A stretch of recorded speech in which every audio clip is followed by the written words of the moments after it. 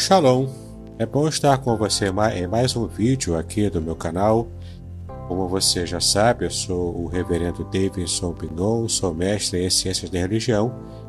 Eu tenho ajudado a líderes, pastores e líderes evangélicos de modo geral a estarem preparando estudos bíblicos e pregações que tenham relevância, que tenham conteúdo bíblico bastante sólido, para evitar que estejam falando heresias, que estejam ensinando coisas erradas. Então é um prazer estar com você para mais esse vídeo. E esse em especial é um vídeo que vai trazer muita informação para você. Em geral, nós nos envolvemos muito com a oração, porque de fato a oração é uma das disciplinas cristãs mais importantes da nossa vida. Então, nesse estudo que vamos fazer hoje, eu quero trabalhar com você o significado da oração. Trata-se, na verdade, de um livro que eu estou já terminando de produzir para poder publicar no formato digital, e você poderá adquiri-lo em breve. E nesse livro eu vou falar sobre a teologia da oração. E vou apresentar um pouco desse material para que você conheça hoje, tá legal? Então prepare-se, nós vamos trabalhar daqui a pouquinho sobre a teologia da oração. Bom, para que você possa perceber quem eu sou, caso você tenha caído aqui de paraquedas, Eu sou o reverendo Davidson Pinon, eu sou pastor congregacional, mestre em ciências da religião, eu sou teólogo, professor de hebraico bíblico e de exegese do Antigo Testamento nos seminários, eu sou escritor de vários livros, licenciado em Letras e Literaturas. Eu integrei a equipe de revisores da Bíblia de Estudo Matthew Henry, que hoje é publicado pela Sociedade Bíblica do Brasil. E também eu sou publisher da editora Contextualizar, com vasta experiência em publicação para autores evangélicos iniciantes. Aqui você também pode perceber que existe uma página em que nessa página eu tenho vários livros ali e também dos meus cursos. E você pode dar uma olhadinha lá para poder conhecer. Eu vou mostrar aqui para você na tela um pouco dessa página. Muito bem, você consegue ver aqui a página que traz todo o meu portfólio, Você vê aqui todo o meu currículo também. E rolando aqui, você consegue ver um resumo dos meus livros. Quando você vai clicando aqui em cada capa, cada capinha dos meus livros, você vai conhecendo um pouco mais sobre eles.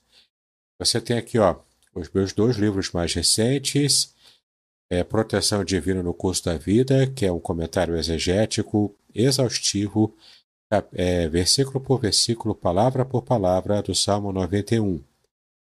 Nessa mesma toada, você vê aqui no livro Revelações Originais do Salmo 23, que também é um comentário bastante profundo, versículo por versículo, palavra por palavra, do Salmo 23, à luz da língua hebraica. Então você tem o Salmo 91 e o Salmo 23 completamente comentado na língua hebraica. Guardadas pelo Amor é um livro específico para mulheres, quando eu falo sobre a proteção divina aplicada especialmente para mulheres. A ética do casamento judaico é meu texto da dissertação de mestrado em Ciências da Religião, que foi publicado aqui. Ele eu trato de assuntos bastante interessantes sobre a cultura hebraica que diz respeito ao casamento. A Semente é a Palavra é um dos meus livros também muito procurados, onde eu falo sobre a nova homilética. Você poderá conhecer também esse livro aqui. Vitória nos Desafios da Vida, O Cheiro das Águas, são dois livros devocionais. O Superigrejado e o Herege é um livro que eu falo sobre os Simpsons e eu trato de alguns temas aqui com respeito à religião. E por fim, a minha comédia mais recente, que é As Lendárias Trapalhadas do Apóstolo Valdir Crey. Se você gosta de rir um pouquinho, essa é uma comédia interessante para você. Você também pode conhecer aqui, meu podcast Exegese e Exposição, com muitos estudos, pregações, aulas, enfim. Tem bastante material lá, você pode ouvir no seu agregador de podcast preferido. Você pode assistir no Spotify, enfim, onde você desejar, né? Aqui do lado você vê 2 cursos meus, tá? Esse primeiro curso é esse aqui, ó, Introdução à Exegese Bíblica, e por um valor muito pequeno você consegue acessar e aprender a interpretar a Bíblia como os profissionais. O outro curso que eu tenho também é o curso A Trindade Revelada na Bíblia Hebraica. E para fechar, eu quero mostrar para você aqui, ó, esse meu e-book gratuito. Ele é gratuito para você, tá bom? Você pode pedir o seu grátis. Basta clicar aqui quando você abrir o site do meu portfólio. Esse e-book gratuito aqui para você chama-se Exegese do Antigo Testamento para Curiosos. Sim, você vai aprender algumas noções interessantíssimas de como fazer uma exegese do Antigo Testamento próprio para que você possa compreender melhor esses textos da Palavra de Deus, tá bom? Então você vai clicando, por exemplo, vou clicar aqui no primeiro, ó. Ele vai já chegando aqui nos livros que você deseja ver. Então você pode ver cada livro. Pode adquirir a versão impressa, a versão e-book Kindle, e-book PDF, alguns também tem. Caso você queira também revender os meus livros digitais, no formato PDF, você pode solicitar aqui a sua afiliação na plataforma Hotmart, tá bom? Então, tudo isso é para você conhecer um pouco mais do meu trabalho. Eu disse que eu estou produzindo um livro chamado Teologia da Oração. E aqui na tela você consegue ver a capa desse livro e como ele já está ficando. E já já vamos entrar no conteúdo do nosso vídeo de hoje, que é totalmente baseado na parte inicial desse livro aqui, Manual de Teologia da Oração. Mas você pode ver aqui, ó, a nossa folha de roxo, como está ficando o livro. Temos aqui a ficha técnica, o sumário, né? Nesse sumário aqui você vai ver o que trata esse e-book, né? Uma introdução, o que é a oração, a base teológica, a expressão teológica, a oração como comunicação com Deus e a expressão da fé e da confiança no Senhor, o chamado de Deus e a resposta humana na oração, intercessão pelos outros e súplica por necessidades pessoais. Você também vê aqui, ó, a oração de lamento, oração de louvor, a oração em momentos de sofrimento, a oração como parte dos rituais e práticas religiosas prescritos na Bíblia, a ênfase nos profetas na justiça como parte essencial da verdadeira piedade além da oração. Depois, conclusão, bibliografia e um pouquinho sobre mim, né? Como você já ter percebido aqui, todo esse livro aqui, ó, ele é bastante completo em toda a perspectiva do Antigo Testamento para a oração. É, portanto, um e-book imperdível e você pode adquiri-lo a um preço muito especial, especialmente nesse começo, né, de lançamento, quando você terá acesso a ele, tá bom? Você vai começando aqui, ó, vendo a introdução, você rola mais um pouquinho, né, no PDF, você vai ver aqui ó, a oração, tudo aqui ó, no hebraico, baseado na língua hebraica, que é esse material que nós vamos trabalhar na aula de hoje. Então, esse primeiro capítulo aqui será tratado hoje na aula sobre oração à luz da Bíblia, à luz da Palavra de Deus. Ok? Muito bem, vamos continuar então de onde paramos aqui em nosso slide. E estamos vendo aqui sobre o tema o que é a oração, dentro desse escopo maior do nosso estudo, que é falarmos sobre a teologia da oração. Mas então, o que é oração? Vamos ver hoje todo o conteúdo que a Bíblia Hebraica nos revela sobre oração. Tá legal? E vai ser uma bela apresentação inicial para o livro, para que você possa aprofundar ainda mais o seu conhecimento sobre oração. Muito bem, a oração, ou tefilá em hebraico, é uma parte fundamental do nosso relacionamento com Deus. É uma comunicação pessoal com o Senhor e expressa a nossa dependência dele. Através, então, da oração, a nossa confiança no Eterno aumenta. e nos leva a uma comunhão mais profunda com o Senhor. Aqui então nós temos de entender um verbo e um substantivo em hebraico, que eu já vou explicar para você já, né? Antes vejamos a seguinte passagem bíblica que está em 1 de Reis, capítulo 8, versículo 28. Olha que texto interessante, conforme está aqui na sua tela. Volte-te, pois, para a oração do teu servo e para a sua súplica, ó Senhor meu Deus, para ouvires o clamor e a oração que o teu servo hoje faz diante de ti.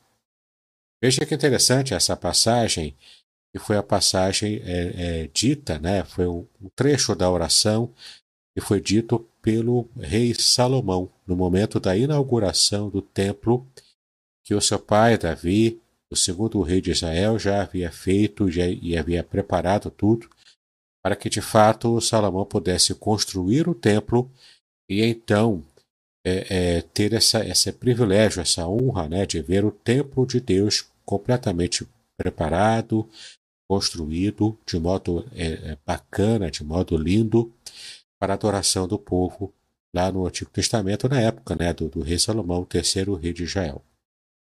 Você vê aqui o texto em hebraico, tá bom? Para que você possa ter uma noção de como é esse versículo aqui em hebraico.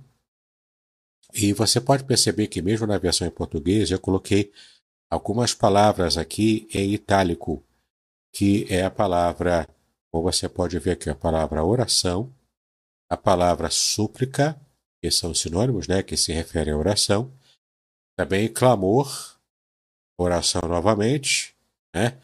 São, portanto, palavras que dizem muito respeito ao modo como Salomão pôde tratar aqui de alguns temas interessantes acerca da oração.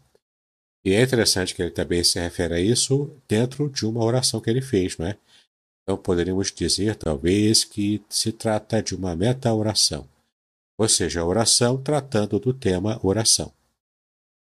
Aqui você vê, no próximo slide, né, na página 4 do nosso slide, você vê aqui esse mesmo texto hebraico, mas transliterado, para que você possa ter uma ideia de como se fala o texto, né, na língua hebraica, usando aqui os caracteres da língua portuguesa, né, os caracteres latinos que nós estamos acostumados a usar em língua portuguesa, tá bom?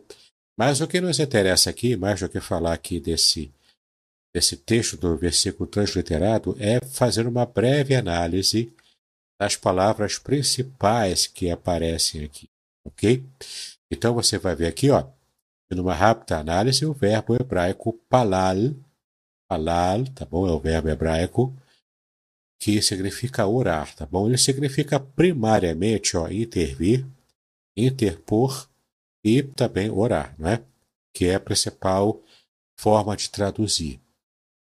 Mas também você pode perceber que existe aqui a ideia de intervir sobre alguma situação, sobre alguém, interpor também, não é? Ou seja, estar intercedendo por alguém, né? Traz essa ideia de um terceiro que está intercedendo por outra pessoa perante alguém.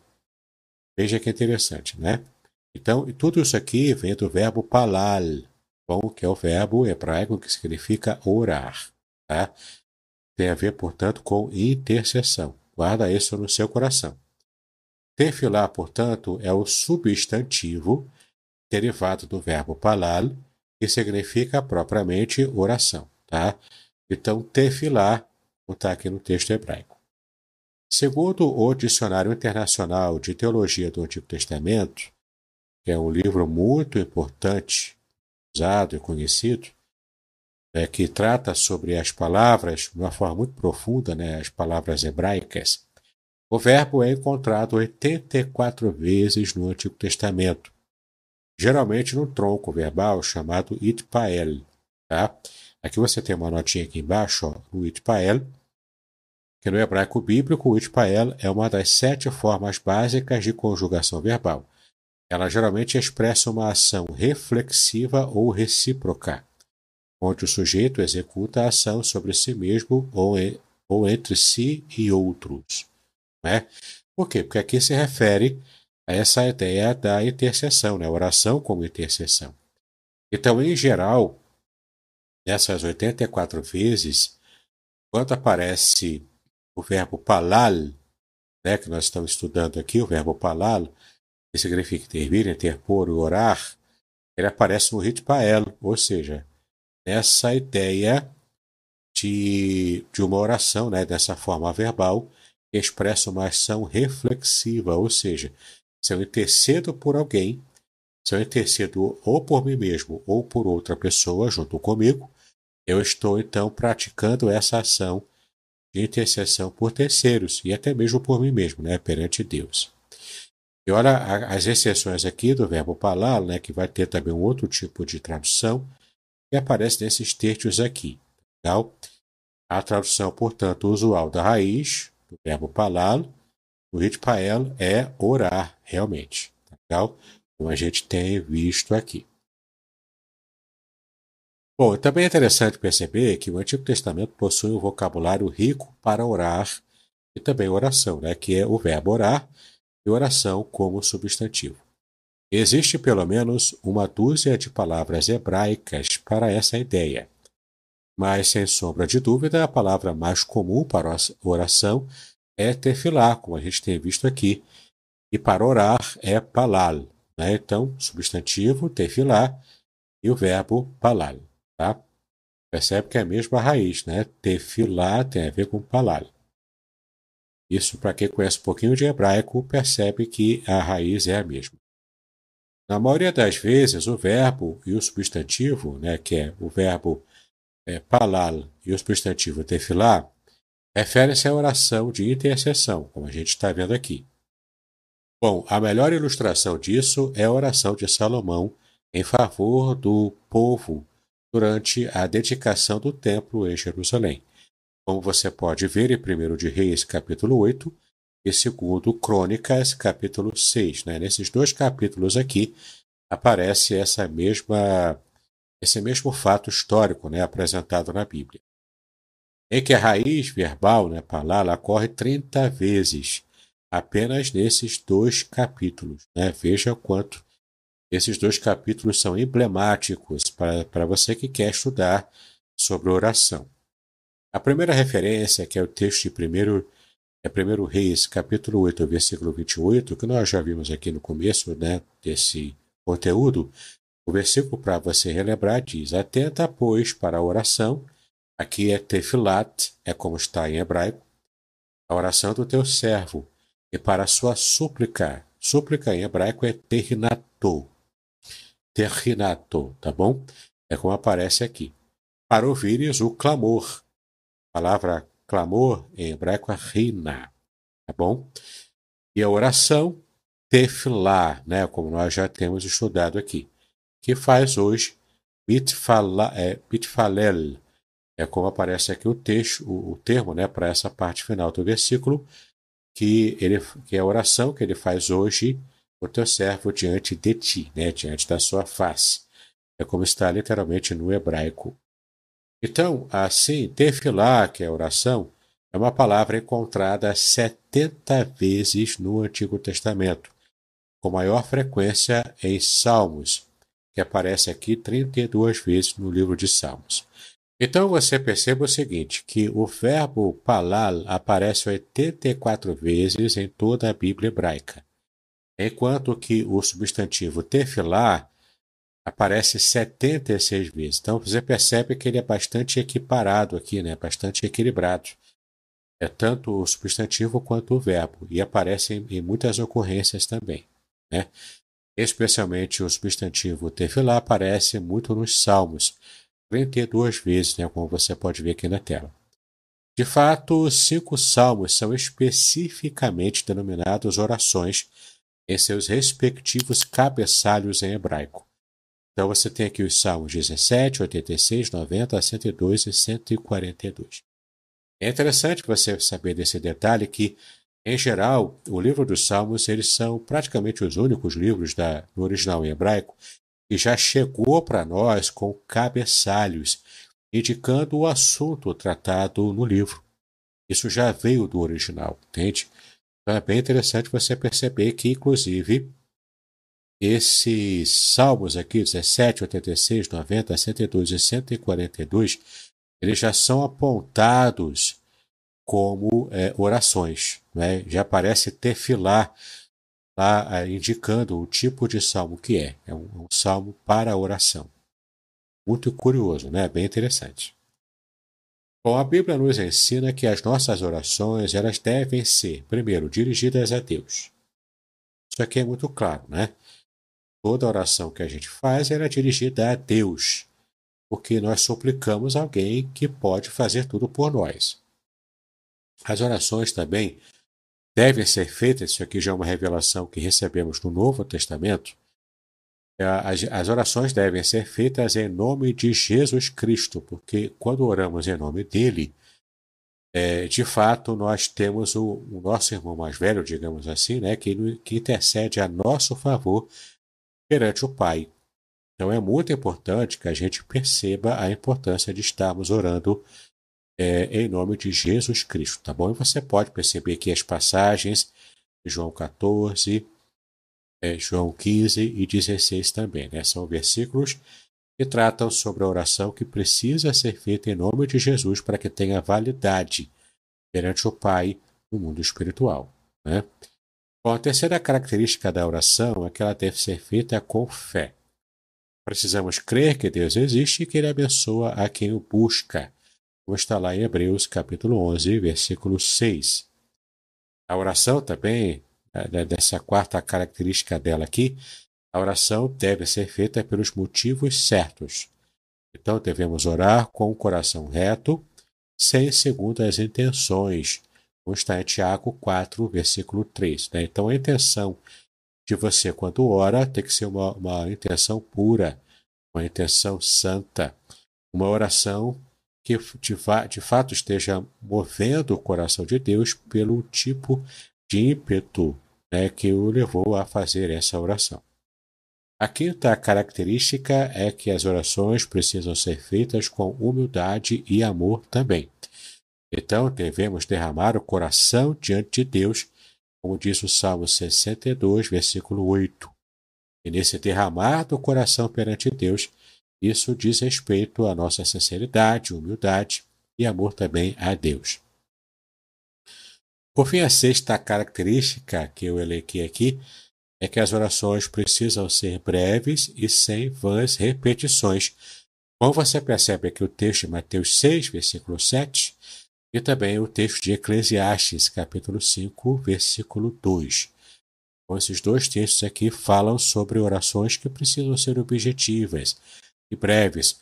Por quê? Porque as vãs repetições eram uma prática pagã. Era uma prática de pessoas que não confiavam nos seus deuses falsos. De fato, pelo fato dos deuses serem falsos, eles não respondiam. Portanto, os seus fiéis precisavam orar, precisavam até estar lanhando o próprio braço, né? Precisavam estar se machucando, se flagelando, né? Para poder chamar a atenção do Deus, né? Do seu Deus falso. Mas o Deus da Bíblia não exige do seu povo esse tipo de sacrifício corporal. Ele não exige isso, nunca exigiu. Não é? Nós simplesmente vivemos num contexto de aliança com Deus e só esse contexto da aliança é o suficiente para mover o coração de Deus ao nosso favor. Bom? Então você não precisa fazer nada mirabolante, nada extravagante, né, como o pessoal costuma dizer aí, para chamar a atenção de Deus. Deus já está com a sua atenção voltada para você, já que você é filho dele e está inserido no contexto da aliança com o Senhor, juntamente com Israel. Bom, nesse próximo slide aqui você vê o seguinte, que a Bíblia está cheia de exemplos de pessoas que se dedicaram à oração. Isso no livro Manual da Teologia da Oração, eu vou trazer bastante exemplos também, para que você compreenda, né, como que isso aparece. Mas aqui já dá para ter uma ideia, né? Os patriarcas Abraão, Isaque e Jacó eram pessoas que tiveram uma vida ativa de oração. Moisés também frequentemente orava a Deus. Bom, um exemplo de oração que aparece na Bíblia é o Salmo 107, versículos de 28 a 30, que diz o seguinte: então clamam ao Senhor na sua angústia, e ele os livra das suas dificuldades. Faz cessar a tormenta e acalmam-se as suas ondas. Então se alegram porque se aquietaram. Assim os leva ao seu porto desejado. Não é? Então, aqui o verbo clamar aparece aqui, porque os fiéis clamam ao Senhor no meio da sua angústia. De fato, na cultura hebraica, a oração é tão importante que ela é uma maneira muito especial de conversar com Deus. Existem 3 momentos principais do dia em que as pessoas costumam fazer as suas orações. É aquelas 3 vezes ao dia, né, que personagens da Bíblia oravam. Na parte da manhã, na parte da tarde e na parte da noite. E cada hora dessa de oração tem um nome específico na língua hebraica, que eu vou mostrar para você aqui agora. O primeiro nome, né, que é a oração da manhã, se chama Shacharit. Tá bom? Shacharit. Esta é a oração da manhã. É como se fosse um bom dia para Deus. A palavra Shacharit significa a luz da manhã. Essa oração tem a ver com o patriarca Abraão, que orava pela manhã. É uma das 3 orações diárias no judaísmo, sendo realizada pela manhã antes do meio-dia. A Shacharit é composta por várias bênçãos, salmos e também leituras da Torá, e é considerada uma forma de conexão espiritual e agradecimento a Deus pelas bênçãos do novo dia. É uma prática importante para os judeus religiosos que acreditam que a oração matinal ajuda a começar o dia com propósito e devoção. Então, Shacharit é a primeira oração do dia. A segunda oração é chamada de Minha. Minha, tá bom? Esta é a oração da tarde, portanto. É como uma pausa no meio do dia para agradecer a Deus e pedir a sua ajuda. Então, olha só, se na oração da manhã, o fiel dedica o dia a Deus, na oração da tarde ele faz uma pausa nas suas atividades para poder conversar mais uma vez com Deus, né? A palavra minha vem do hebraico e pode ser traduzida para o português como oferta ou presente, ou seja, é aquela oferta que se faz no meio do dia para poder manter a sua comunhão com Deus. No contexto bíblico, minha refere-se a uma oferta ou sacrifício apresentado a Deus, muitas vezes na forma de alimentos como grãos ou pães. Essas ofertas eram feitas como um gesto de devoção, gratidão ou expiação. O termo também pode ser associado a um ato de generosidade ou cortesia, onde se oferece algo a alguém, como um presente. Em resumo, Minha tem um significado profundo ligado a ofertas, presentes e atos de devoção. Claro, tudo aqui é aplicado a Deus, né? Então, a oração matinal, a Shacharit, você apresenta o seu dia perante Deus. Na Minha, que é a oração do meio-dia, nessa oração você coloca algumas perspectivas de Deus como oferta, né? Você coloca o seu coração como uma oferta apresentada a Deus, uma oferta viva. E por fim, a terceira oração do dia é feita já à noite, né? Que é a Ma'ariv. Ma'ariv. Esta é a oração da noite. É o momento de agradecer a Deus pelo dia que passou e pedir uma boa noite de sono. A palavra Ma'ariv significa tarde ou entardecer. É comumente usada para se referir ao serviço religioso judaico, realizado ao entardecer. Durante o Ma'ariv, são recitadas várias bênçãos e salmos e é um momento de reflexão e conexão espiritual para os judeus. Então você viu aqui que nessas 3 orações diárias, você percebe aqui que a teologia da oração analisa o caráter da disciplina espiritual da oração e o seu papel para melhor entender Deus e nosso relacionamento com Ele. Isso nos leva a considerar os conceitos que são essenciais para a oração e vê-la a partir do prisma teológico. Assim, a oração ocorre dentro de uma estrutura de crenças teológicas, embora raramente refletamos sobre essas crenças, essa estrutura de crenças. Podemos até ter aceitado conceitualmente essas crenças, mas não as conectamos diretamente à oração. Não é? É disso que trata a teologia da oração, é a gente buscar entender, de modo mais profundo possível, tudo o que a Bíblia revela sobre oração. Muito bem, então eu quero encerrar o nosso vídeo, para que você tenha um gostinho do que está se tornando o livro Manual da Teologia da Oração. Você em breve poderá adquiri-lo na plataforma Hotmart, a versão digital, tá bom? Vai ser uma bênção para a sua vida ter um pouco mais de conhecimento, além de todo esse material que eu já apresentei aqui nesse vídeo, você poderá ter muito mais conteúdo sobre oração. Então, eu quero convidar você a conhecer esse manual depois que ele estiver pronto, adquiri-lo e usá-lo em sua igreja, como é o objetivo de todo o material que eu apresento aqui em meu canal do YouTube. E a maioria do material que eu apresento aqui é de graça. Então, o que você está esperando, Eu quero convidar você tanto a assinar o meu canal, clicar no sininho para que você possa receber todas as notificações de material novo. Olha, eu tenho mais de 600 vídeos já aqui nesse canal. Pode ser uma bênção para a sua vida. Quem sabe um dos meus estudos, uma das minhas aulas ou pregações podem trazer esclarecimento sobre alguma dúvida que você tenha e você precisa levar para a sua igreja, não é? Então, será uma bênção para você acompanhar de perto esse meu canal, especialmente se você era um líder, uma líder, cristã ou cristão lá na sua igreja, tá legal? Vai ser uma bênção para você. Conheça os meus livros, conheça também o podcast Exegese e Exposição, enfim, conheça todo esse meu material, os meus cursos também. Tudo isso vai edificar a sua vida e a vida de muitos também, tá legal? Então curta, compartilhe esse vídeo e alcance muitas pessoas para a honra e glória do Senhor e também nessa busca pela teologia da oração, tá legal?